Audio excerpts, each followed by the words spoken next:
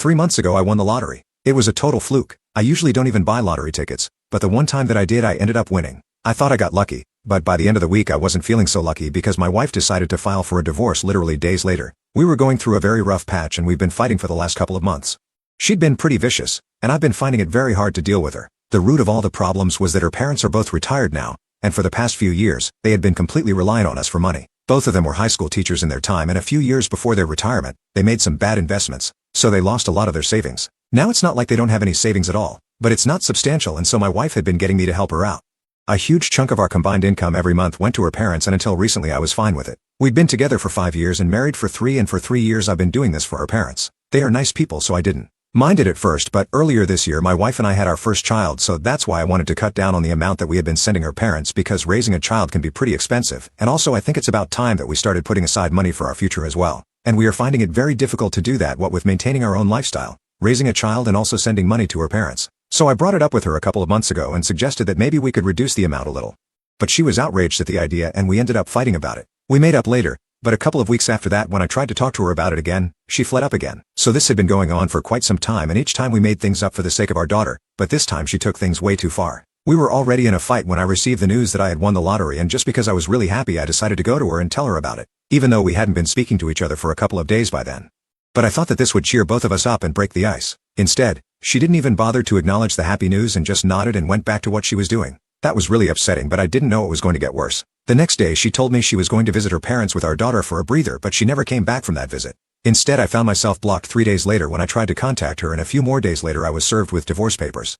In the meantime, I had tried to visit her at her parents' place, but every time I went they pretended not to be at home and let me ring the doorbell, knock and call out to them and make a complete fool out of myself for several minutes before I finally gave up and went back. So it's not like I hadn't tried, but she was not willing to give me a chance because she had made up her mind and she had decided that for her, the lottery money was more important than fighting for our marriage. In the terms of the petition, she had made it very clear that she wanted 75% of my winnings as maintenance. It's like everything that I had done for her and her family over the past many years just went straight out the window, and 75% of my winnings is a significant amount. So, I understood what it was that she was after. And after receiving the papers, I decided not to fight for her anymore and fight against her instead. She had made up her mind what she wanted to do, and so had I. So, I took a couple of days, spoke to a couple of divorce attorneys, and went with the most successful and naturally expensive person, but at least I was sure that he would be able to get me out of this. At first, we tried mediating the situation with a court-appointed mediator, but she was not willing to negotiate.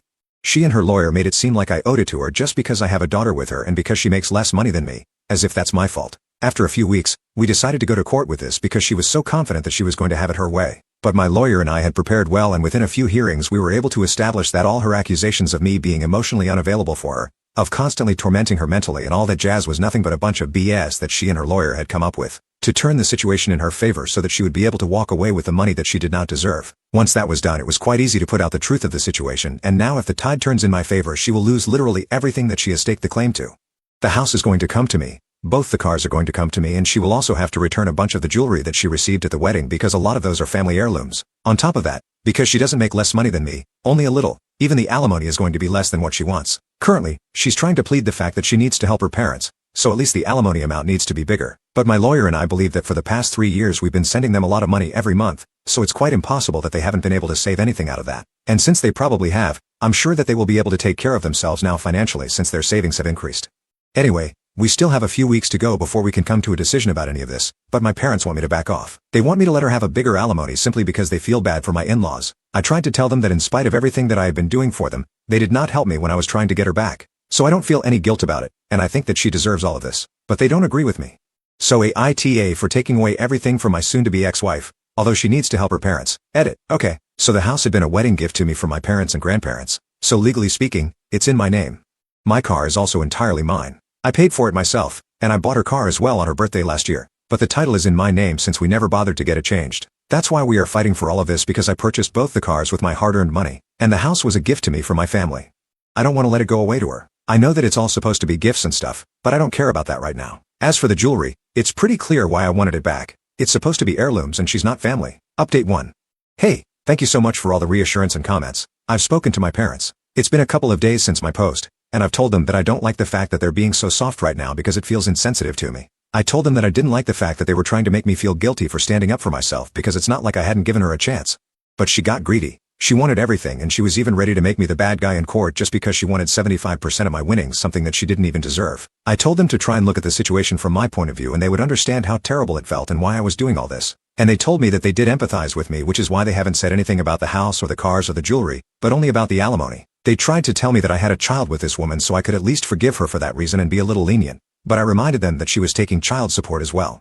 And that was for our daughter, so I didn't have to think about that part otherwise. They still did not seem very satisfied, so I decided to have a proper chat with them about this. I told them exactly how terrible I had been feeling about everything for the past couple of months, how we had been fighting so often, but in spite of that I had always tried to make it work. Never once did I think that I was going to leave her because I loved her so much, but for her all it took was me winning the lottery.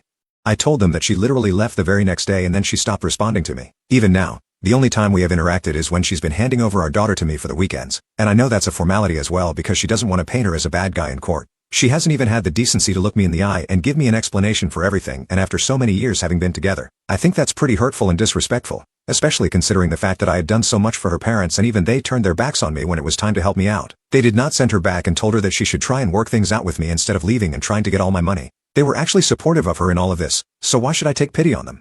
While I was talking to them, I accidentally ended up crying a bit because for so many weeks I had been holding it all together, but saying it all out loud made me realize just how hurtful all of this was, and when I started crying, my parents immediately started comforting me, telling me that they hadn't been thinking straight and that they really didn't want to hurt me like this. They acknowledged the fact that they had been going a little too soft, and I had a point. They let me cry for a couple of minutes because I really need to get all of this out. After I was done crying, I felt a lot lighter because honestly I hadn't spoken about this for a pretty long time. It's not like my friends didn't know they did, but I was trying not to bring it up too often because I didn't want this to become my entire personality until it was over. I was just trying to keep myself busy, so I didn't end up talking about this too much because talking about this meant thinking about it and it all hurt. I didn't even want to bring it up with my parents, and of course I couldn't speak to my daughter about it. So I was just keeping it all together within myself and trying not to think about it, but I guess that took its toll on me as well. The truth is, no matter how much I want to hate her right now, it's impossible because at one point I did love her and that wasn't even that long ago. It feels a long time ago, but I know for a fact that it wasn't. And now I feel like my life has gone upside down and I'm finding it very difficult to deal with it at the moment. Every time that I think about the divorce and how ugly it's all become, I just feel like switching my brain off and never thinking about it again. Unfortunately, this is the reality, and I cannot run away from it. The only thing I can do is deal with it, and that's what I've been trying to do, but it's difficult. And I guess my parents telling me that what I was doing was not right was kind of a last straw for me because this is the last thing that I needed. Anyway, I'm glad that I spoke to them about it because I really needed some support right now. And I think if I had chosen not to talk to them and just cut them off over this, I would have probably regretted it. But anyway, we were able to talk things through. They apologized to me for stressing me out and told me that they were here for me always. So that was really helpful for me. Right now, I have no idea what's going to happen in court, what the decision is going to be, and if I'm even going to get what I want or not. Even though things seem to be in my favor, we can still never be 100% sure until it's all done. I'm very stressed out about that right now, and I know that my lawyer is pretty great, but in spite of that, I just can't wait for the verdict to be out because right now it's all messing with my head. And as long as the proceedings are going on, I don't think I'll be able to forget the fact that all this is happening just because my wife decided that she wanted to leave me because I won the lottery and she wanted the bigger part of it. Update 2. Okay, so it's been a few weeks since my last update and we had another hearing yesterday. It went pretty well, but my wife and her lawyer were able to extend this whole thing by another week.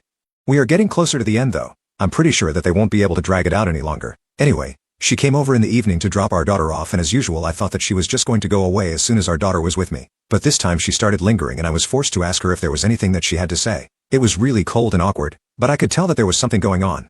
And she told me that she would really love to come inside and have a chat with me about everything that was happening. I was shocked, but I still let her in. Luckily, our daughter was already napping, so I just put her down in her crib and we got to talking. She apologized for everything in the beginning and then said that she was there to try and negotiate with me in person. Apparently, she had been losing feelings for me for a while now because of how much we had been fighting.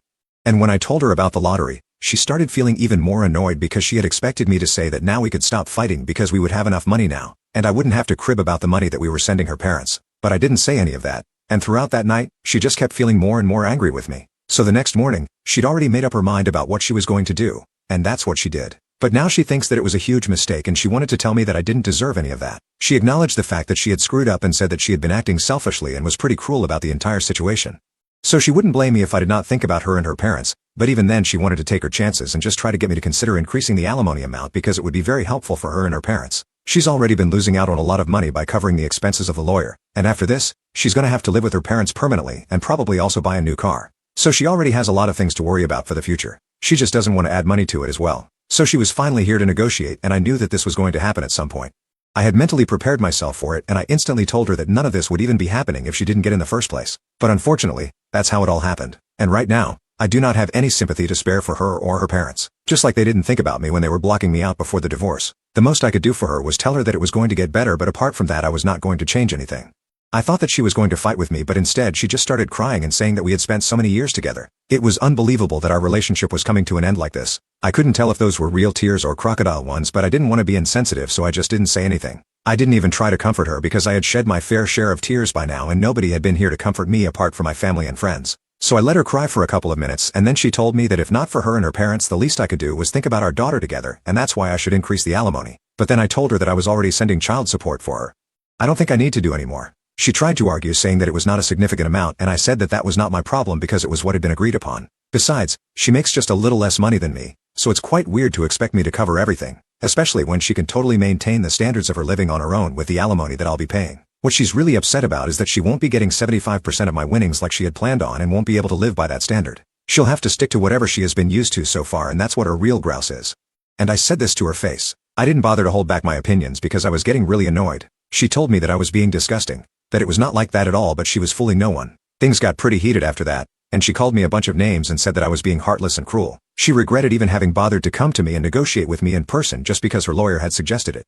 She said that I was always going to be the same stingy miser and nothing was going to change there, and she was glad that she was getting divorced now. I didn't bother to argue with her and so she left, still cursing me. I was just glad that I got it over with and I did not bend to her because I was done doing that for all the years of our marriage. That's exactly what I had been doing. And the one time I tried to reason with her she couldn't even take that well. I will never be able to forget the fact that the only reason I had suggested reducing the amount that we sent to her parents every month was for the sake of our daughter, and she got offended by that. And I don't think that I should forget about it either because it just goes to show that it was not my fault. And even today I thought that I was going to go soft on her when she started crying, but that was only for a few seconds. I reminded myself of everything that she had done. All the guilt just flew right out the window. I know she was here to take advantage of the fact that she knows that I still might have a soft corner for her, but after today I think that's gone now.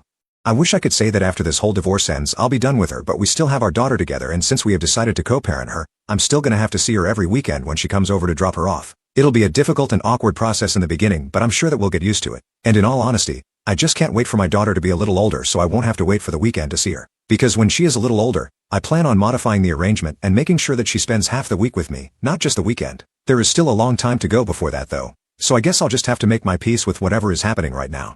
Anyway, I do have my daughter with me right now and I am a little upset that I won't be able to give her the life that I fought. Because when she was born, I thought that we were going to have the perfect family, but all that was shattered as soon as I received the divorce papers. But even then, I'm going to try to give her the best life I can possibly arrange for her and I'm going to make sure that her mother is never able to turn her against me or use her. I know it's a pretty morbid thought to have, but right now, I wouldn't put anything past that woman, especially after the way she tried to manipulate me today with her tears and everything. Anyway, I'm lucky that I didn't fall for any of it.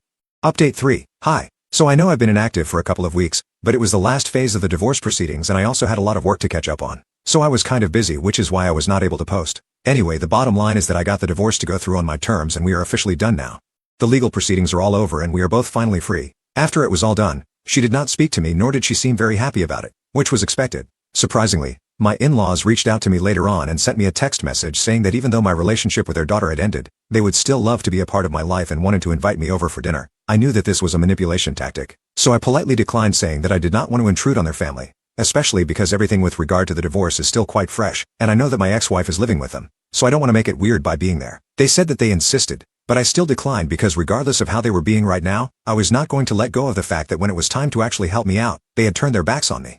They had pretended not to be at home when I tried to talk to my wife so I could sort things out with her. I was never going to forget about it. I was never going to forgive them for it either, so I declined seeing them and that was that. After that, the only time my ex-wife and I have interacted is when she comes over to drop off my daughter on the weekends and she makes it as quick as possible and I'm actually relieved that she does because I would hate for it to get awkward. Emotionally I'm still very raw but I'm trying to move on.